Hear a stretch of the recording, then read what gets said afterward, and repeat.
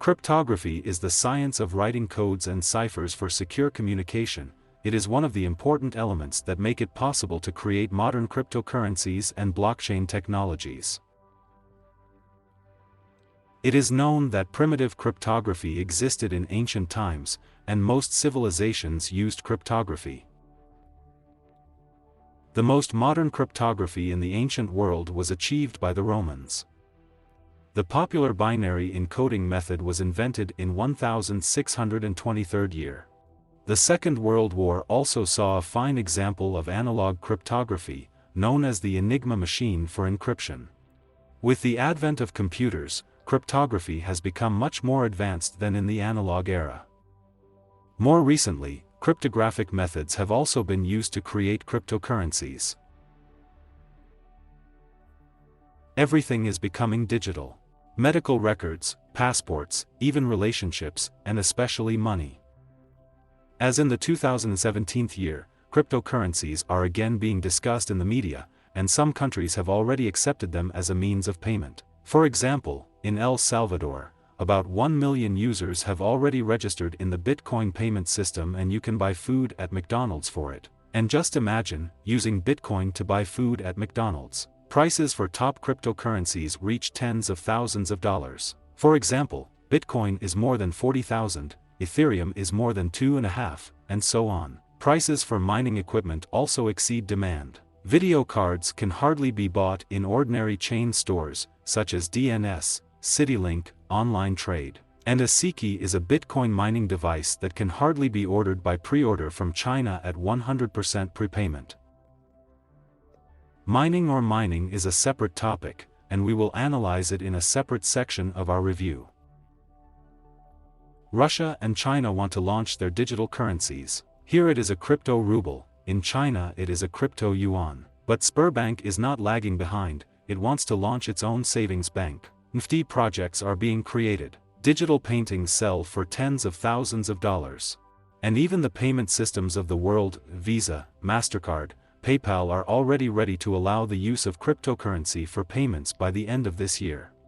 We are entering a new era with worldwide digitalization, where every smartphone, every TV, and even a kettle with Wi-Fi function can receive and process data.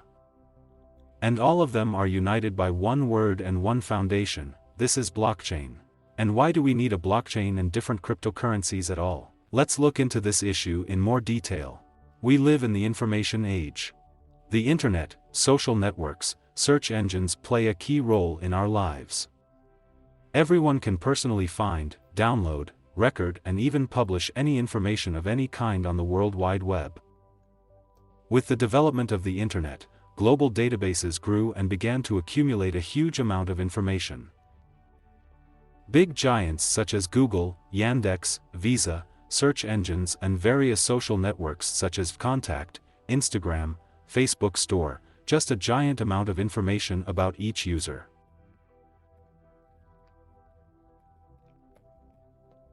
Just imagine, they have all the information about us. Our passwords, search histories, routes, and even the food that we like to order on Fridays in the store. With the growth of databases, the question arose of how to safely store, transmit, and track this data. All these problems had to be solved, and the sooner the better. And the blockchain technology of a distributed registry of blocks in a decentralized network was created. It's like a big registry with data that doesn't belong to anyone, well protected and with open access. Transaction lists can be stored in these blocks. When one block is filled, a new block is created, joins the old ones. This is how a chain of blocks is created. This is the blockchain. It is very difficult to forge records in the blockchain, because this record is kept not on one, but on many devices, and if someone has some record that does not match, it is recognized by the blockchain as invalid by comparison with other devices. Also, all records are encrypted using cryptography protocols. Since this is a very secure, modern, and valuable system, it began to be used, of course, for money, and the first Bitcoin cryptocurrency appeared. But how we can call Bitcoin money and why it costs so much, now we will analyze. There are different types of money. The most common are fiat, the national currencies of many countries. These securities are issued by central banks of different countries. Fiat money is not secured by anything, as it once was. Previously, they would have been backed up by gold reserves and other precious metals. The cost is set by the state and is supported by people's faith that they will be able to exchange this paper for food, valuables, or services. Fiat money is based on people's faith in the state, economy, and government. The issue of money is controlled by the central bank, as well as the partial reserve rate for private banks. In other words, the percentage at which the central bank lends money to banks, such as Sberbank. The central bank itself prints money and lends it. Cryptocurrency is an alternative to fiat money.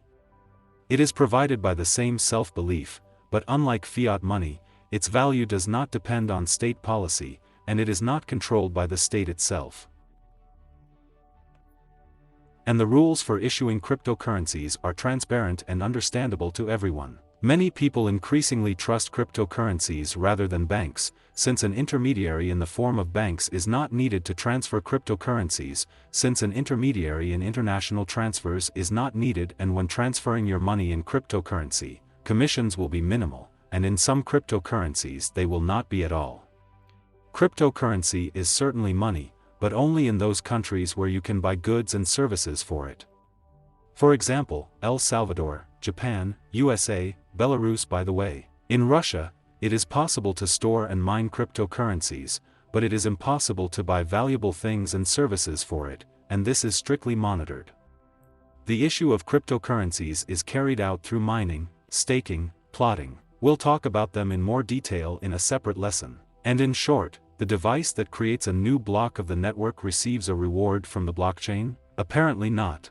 There are many types of cryptocurrencies themselves, and they are all different, but each cryptocurrency has its own blockchain, and this is the main difference between a cryptocurrency and a token. We learned that the blockchain is a distributed registry where you can store data, store transactions, but you can also store tokens with them. A token is a set of numbers recorded in the blockchain. That is, a record that something belongs to you and in some quantity. A token is like a document certified by a notary, only instead of a document, there is an entry in the blockchain. And instead of a notary, a smart contract acts. And what is a smart contract, you ask? We'll figure it out now. In the blockchain, the protocol, the computer code, is responsible for the function.